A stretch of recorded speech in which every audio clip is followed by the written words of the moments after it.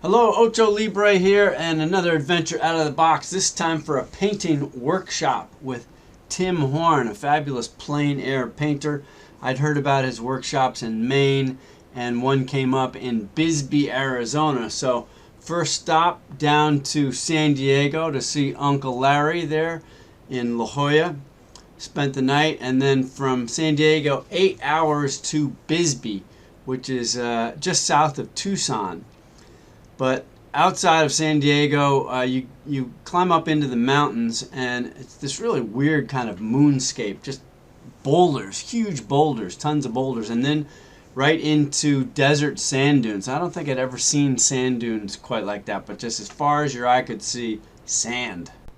So you may be thinking, like I was, where the hell is Bisbee? Well, from Tucson, you head south, and you go through Tombstone, you know, the old cowboy town where they had the shootout. And then south of there is Bisbee, which is only a few miles from the Mexican border, Naco. Of course, the first thing I did was Google it.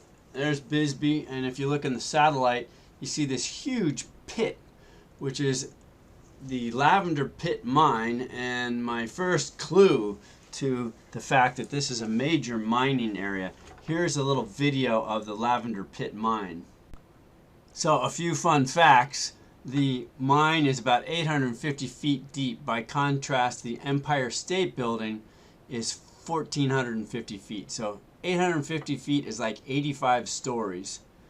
It's absolutely massive. They just, you know, like little ants, they just went in there, blew up the sides, trucked it out.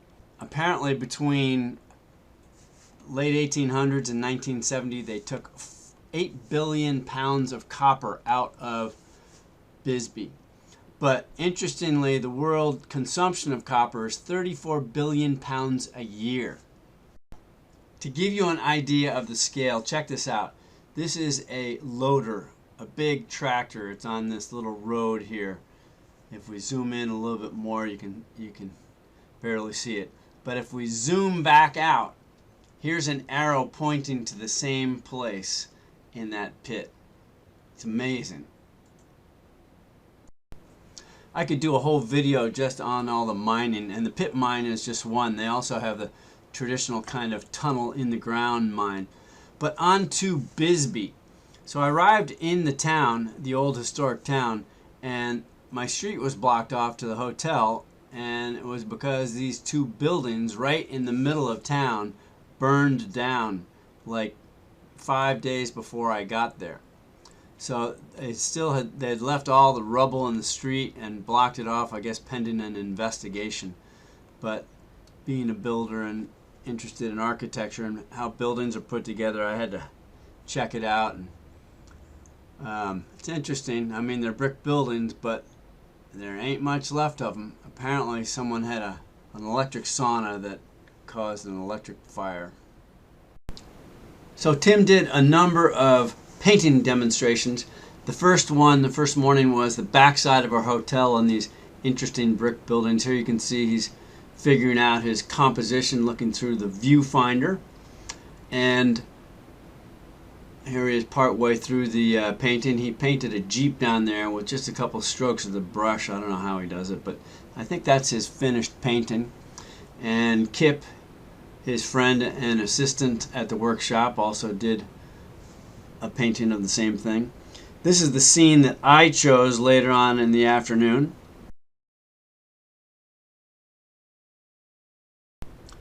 Bisbee is a crazy little city built on a hillside, or actually there's a valley that cuts right through it. But everything's perched on a hill. There are stairs everywhere. They even have an annual race called the Bisbee 1000. And supposedly there are 33,000 steps in the town.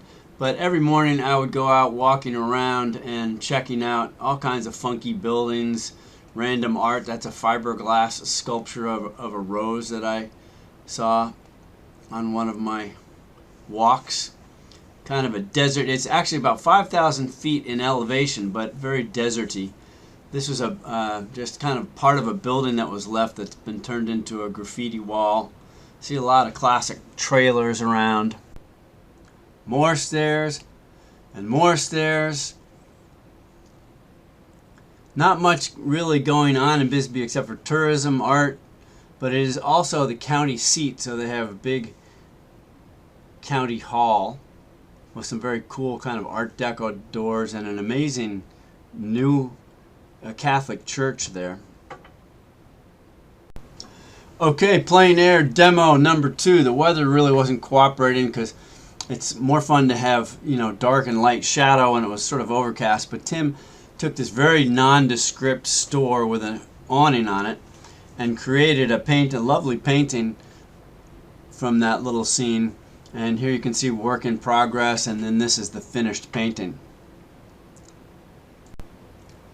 I chose this scene later in the day, and you can see some of my cohorts. There's Deb across the street right next to Karen, and I think a little further up the street is Melissa, I believe. Next stop, Lowell. Lowell is a one-street town. You can see it on the other side of the Lavender Pit Mine, south of Bisbee. It looks like a movie set. I think somebody owns the whole town, but nobody really could explain it. But it's filled with all these old cars, old stores. They've restored the old signs. They've added the time appropriate gas pumps. This restaurant, Breakfast Club, is an awesome place for breakfast, and that is an actual operating place. Here you see a Pontiac, some cool old truck. The yellow one is the one Tim's about to paint. Another Shell station with the pumps, old trucks. It's a great place to paint, photo shoots, all kinds of stuff. This was actually a kind of a thrift store. I don't know if that's a real hat shop. Cool 57 Chevy, I believe. This is a painting Tim did of an El Camino in a workshop before ours, and then another one of a 57 Chevy, which is cool. I think he's really great at doing vehicles and machinery kind of stuff.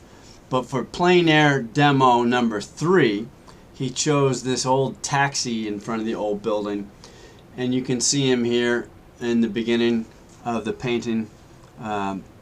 He's blocking out the lights and darks and then continuing on. Here's a little video speed clip. One of the differences of being an accomplished painter like Tim is here is the finished painting. I think he actually did a little bit of touch-up afterwards, but for me, I'm basically able to get the basic shapes down, and then it takes me hours afterwards later. But he can do a whole painting in 2-3 hours. I found this really funky coffee shop named Kafka.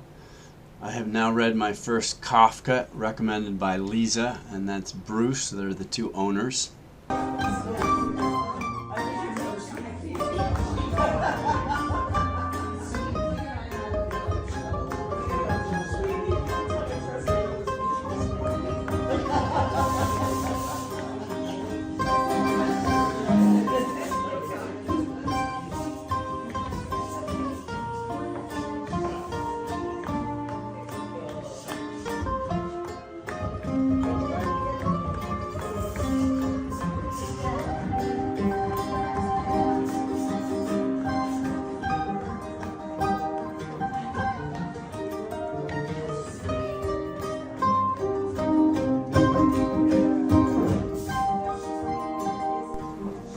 Somehow this little coffee house just epitomizes the spirit of Bisbee to me.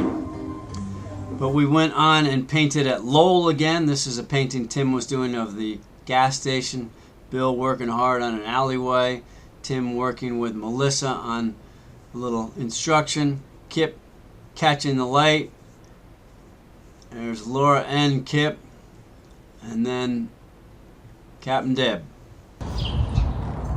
Art is everywhere in the city.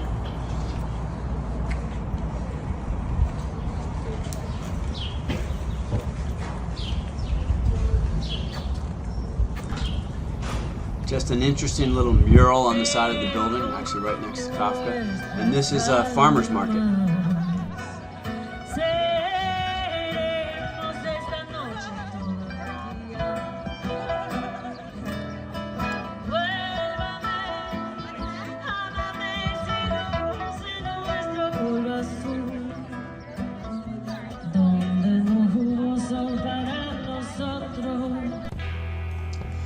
painted a couple days in the desert.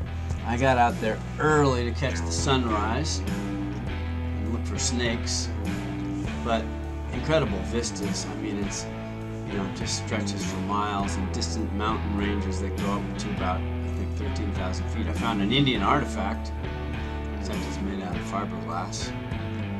Here's truly with the proper protection for solar, working on a sunrise painting.